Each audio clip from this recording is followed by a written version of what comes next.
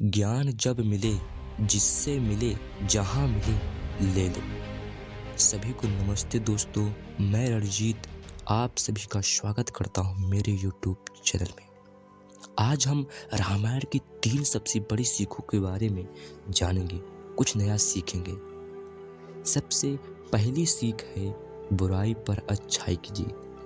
रामायण की सबसे बड़ी सीखों में से एक सीख है बुराई पर हमेशा अच्छाई की ही जीत होती है। जिस तरह माता सीता पर रावण ने बुरी नजर डाली और अंत में भगवान राम ने रावण को पराजित कर सीता को वापस पा लिया। कहानी का सार है कि बुराई कितनी भी शक्तिशाली या बड़ी क्यों ना हो, लेकिन अपनी अच्छी नीयत और गुणों के कारण सच्चाई की ही जीत होती है। ऐसे में लाइफ में अगर आपके साथ कुछ गलत हो रहा है तो इस पर निराश ना हो और ना ही गुस्से में आकर फैसला लो, बल्कि सब्र रखो। क्योंकि अगर आपको भरोसा है कि मैं अच्छे रास्ते पर हूँ तो एक न एक दिन आपकी ही जीत होगी। वही दूसरी सबसे बड़ी सीख है त्याग की भावना रखो। त्याग की भावना किस तरह होनी चाहिए यह हमें रामायण सिखाती है। प्रभु श्री राम ने राजमहल की सभी सुख सुविधाओं को त्याग कर 14 वर्षों का कठिन वनवास धारण किया।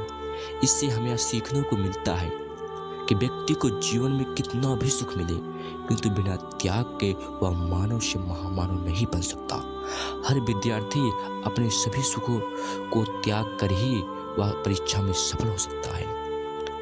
तीसरी सबसे बड़ी सीख है हर पात्र से मिलती है सीख। रामायण के हर पात्र से हमें कुछ न कुछ सीखने को अवश्य मिलता है। जैसे कि राजा दशरथ ने अपनी दाढ़ी में सफेद बाल देखकर तत्काल राम को राजा बनने की घोषणा कर दी। इससे हमें यह सीखने को मिलता है कि हम जीवन में अपनी परिस्थिति, क्षमता और भविष्य को देखकर निर्णय लें। सीता श्री राम के साथ वनवास में रही, जबकि उनका जाना जरूरी नहीं था। इससे हमें सीखने को मिलता है कि किसी की परिस्थितियां बदलने से हमारी उसके प्रति निष्ठा नहीं बदलनी चाहिए। हमारी निष्ठा और प्रेम ही हमें ऊंचा पद दिलाते हैं। भारत ने निष्कंटक का राज भी स्वीकार नहीं किया। श्री राम की चरण पादुका लेकर राज किया। इससे हमें यह सीखने को मिलता है कि अधिकार उसी चीज पर जमाएं जिस पर नैतिक रूप से आपका हक हो और आप उसके योग्य हो। भरत ने खुद को हमेशा राम के अधीन समझा, इसलिए जो राजपद श्री राम को मिलना था उसे भरत ने स्वीकार नहीं किया। कैकेयी से हमें यह सीखने को मिलता है कि साथ में चमचे मत रखो, या रखो तो मंत्रा जैसे सलाहकार मत रखो।